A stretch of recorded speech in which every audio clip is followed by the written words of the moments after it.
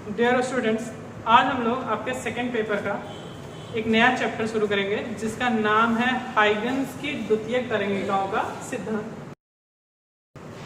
आप लोगों ने अभी तक रे ऑप्टिक्स पढ़ी थी, अब हम लोग वेव ऑप्टिक्स पढ़ेंगे। और ये जो चैप्टर है हाइगन्स की द्वितीयक तरंगिकाओं का सिद्धांत, ये रे ऑप्टिक्स के अलावा जब आप वे ऑप्टिक्स में आएंगे तो आपके लिए बहुत सपोर्टफुल होता है।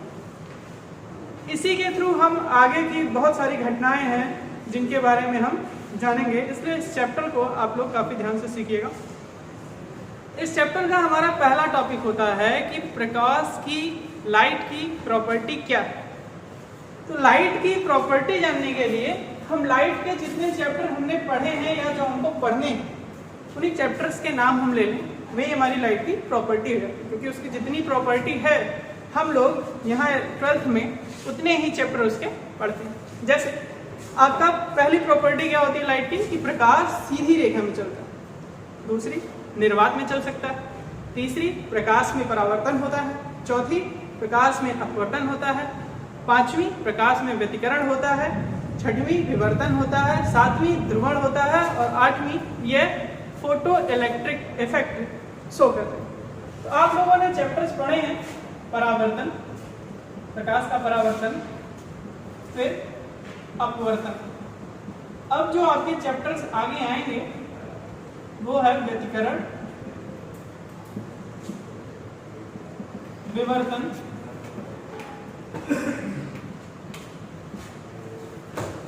और ध्रुवण, और लास्ट है चैप्टर जो आपको पढ़ना है प्रकाश वैद्युत प्रभाव। तो यही लाइट की प्रॉपर्टी, इसी प्रॉपर्टी को हमको पढ़ना है। तो जैसा मैंने बताया स्टार्टिंग में कि पहली आपकी प्रॉपर्टी होनी चाहिए थी कि प्रकाश सीधी रेखा में चलता है।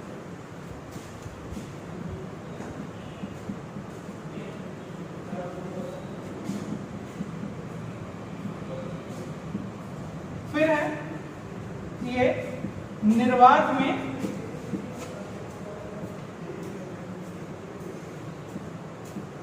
चलता है। तो ये आपके लाइट की प्रॉपर्टीज हैं, इनको आप लोग याद रखेंगे, आपके एग्जाम में पूछता है। चलिए अगले टॉपिक पे आते हैं।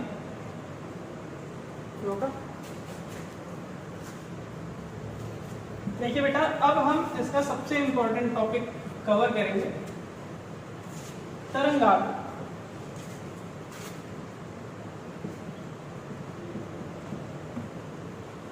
वेव फ्रंट का मतलब आपको पता है बेटा। अब हम सबसे इंपॉर्टेंट टॉपिक कवर करेंगे इसका, तरंगाग्र, जिसको बोलते हैं वेव फ्रंट। फ्रंट का मतलब क्या होता है, आगे का भाग, और किसका, वेव का। तो तरंग के आगे के भाग को हम क्या कहते हैं, तरंगाग्र। डेफिनेशन इसकी कैसे लिखते हैं वो फिजिकल भाषा में समझते हैं कि किसी माध्यम में खींचा गया वह काल्पनिक पृष्ठ, किसी माध्यम में खींचा गया वह काल्पनिक पृष्ठ जिस पर स्थित सभी माध्यम के कण समान कला में कंपन करते हैं, उसको हम तरंगाग्र कहते हैं। तरंगाग्र ये 3 प्रकार के होते हैं। पहला होता है गोली, दूसरा होता है बेलनाकार, और तीसरा होता है समतल। 3 प्रकार के तरंगाग्र हैं और तीनों तरंगाग्र के स्रोत हैं। अगर आपका प्रकाश स्रोत, कौन सा स्रोत, प्रकाश का स्रोत जो है वो कैसा है, गोलीय है, तो तरंगाग्र कैसा होगा, गोलीय होगा। अगर आपका प्रकाश का स्रोत बेलनाकार है तो तरंगाग्र कैसा होगा, बेलनाकार। और अगर प्रकाश स्रोत हमारा समतल है, तरंगाग्र हमारा कैसा होगा, समतल। यहाँ पे मैंने 2 खींच रखे हैं, एक समतल तरंगाग्र और दूसरा गोली। समतल तरंगाग्र में देखिए, ये आपका एक, मान लेते हैं यहाँ पर एक स्रोत था जो कैसा था, प्लेन स्रोत था लाइट का। उससे जो भी तरंगाग्र निकले, जैसे पहला, दूसरा, तीसरा या चौथा, सारे के सारे कैसे निकले, समतल। बिंदु स्रोत पे आते हैं तो ये देखिए आप, ये आपका ऐसे मिल रहा है, मतलब पूरा एक ऐसा आ रहा है शेप इसका गोली।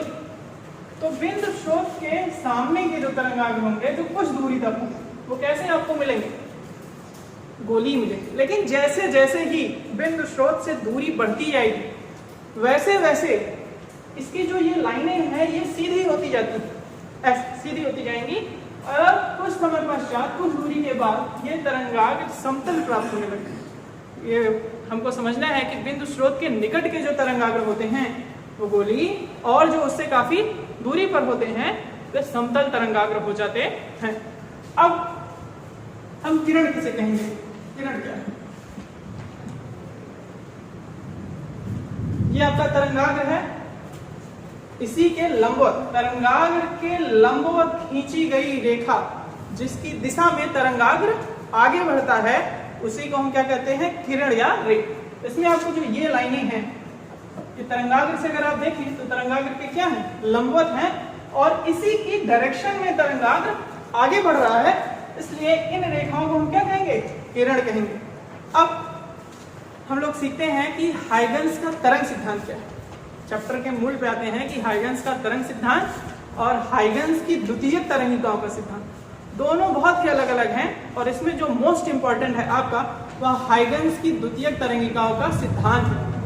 इसके आधार पर कैसे अपवर्तन और परावर्तन की व्याख्या की गई यही हम लोग को इसमें पढ़ना है, क्योंकि न्यूटन ने पहले बताया था कि प्रकाश कणों के रूप में चलता है, लेकिन वो अपवर्तन और परावर्तन की व्याख्या करने में असफल रहे अपनी इस थ्योरी को मानकर। इसलिए हाइगन्स ने जब माना कि प्रकाश तरंग के रूप में चलता है तो अपनी पुष्टि के लिए इन्होंने द्वितीयक तरंगिकाओं का सिद्धांत दिया, और इस सिद्धांत के आधार पर ही हम परावर्तन और अपवर्तन की व्याख्या बड़े आसानी से कर सकते हैं।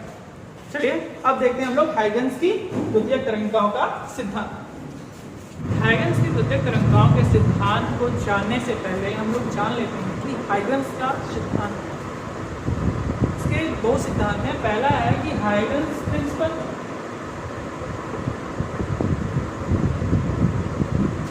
हाइगन्स प्रिंसिपल,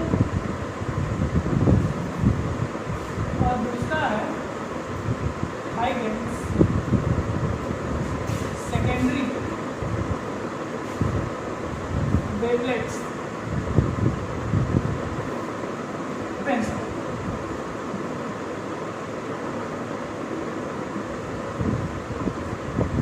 इसको जानने के लिए हमें इसको जानना बहुत जरूरी है। हाइगन्स ने अपने सिद्धांत में बताया कि जो हमारा प्रकाश है वो तरंगों के रूप में चलता है, और तरंग स्रोत से निकलने पर सभी दिशाओं में प्रकाश के वेग से आगे बढ़ता है। अब अगर तरंग है तो तरंग को चलने के लिए माध्यम की आवश्यकता होती है, तो हाइगन्स ने माना कि एक ऐसा सर्वव्यापी माध्यम ईथर है जो हर जगह, याद रखिएगा ये हाइगन्स की परिकल्पना है, वास्तविकता नहीं।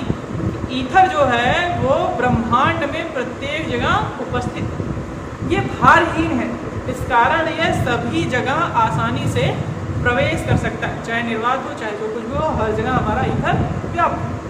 साथ ही साथ उसने यह भी बताया कि इसका घनत्व तो बहुत कम है, क्योंकि हमको पता है कि अगर वेलोसिटी लाइट की ज़्यादा है तो डेंसिटी जिस मीडियम में वो चल रहा है उसकी कम होनी चाहिए।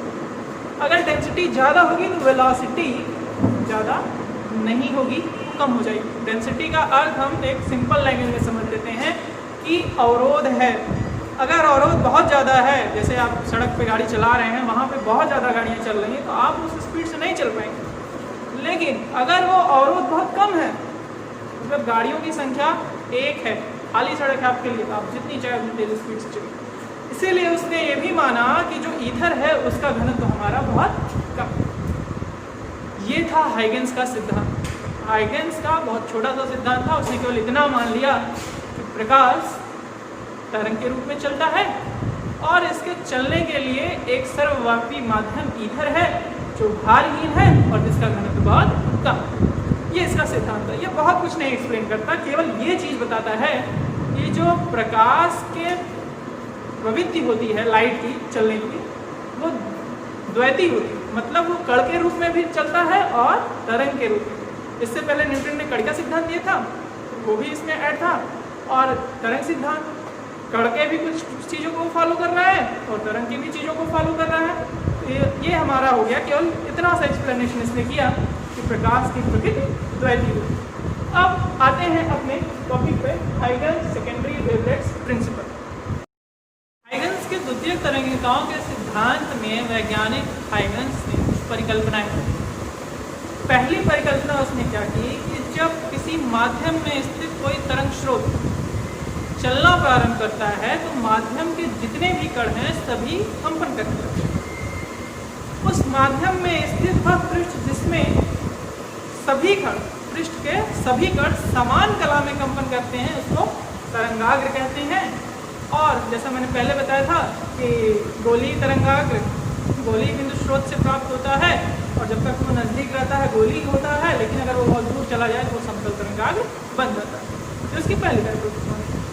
दूसरी परिकल्पना में उसने कहा कि जितने भी कण हैं, तरंगाग्र पर स्थित जितने भी कण हैं, सारे के सारे कण एक नए तरंग स्रोत का कार्य करते हैं, और उससे निकलने वाली तरंगिकाएं माध्यम में प्रकाश के ही वेग से, अर्थात जो कि उसके स्रोत का वेग था उसी वेग से माध्यम में आगे बढ़ती हैं। इन तरंगिकाओं को द्वितीय तरंगिका कहते हैं। द्वितीय मतलब पहले कुछ थी उससे दूसरी बनी, इनको कौन सी तरंगिका कहेंगे? द्वितीय तरंगिका कहते हैं। तीसरी परिकल्पना उसने की कि खींचा गया एनवलप, माध्यम में कंपन करते कण, जितने भी कण कंपन कर रहे हैं या जो द्वितीय तरंगिकाएं आगे बढ़ रही हैं, तो द्वितीय तरंगिकाएं जो आगे बढ़ रही हैं उन पर खींचा गया एनवलप एक नए तरंगाग्र की स्थिति को प्रदर्शित करता है। ये आपके सामने चित्र है, ये गोलीय के लिए है और ये समतल के लिए। चलिए देखते हैं। ये मेरा एक तरंगाग्र है जो AB है, AB मेरा एक तरंगाग्र है जिस पर 1 2 3 4 5 6 7 8 कण हैं जो कि कंपन करते हुए एक द्वितीय तरंगिका बना रहे हैं। ये ऐसे गोलीय टाइप बना रहे हैं।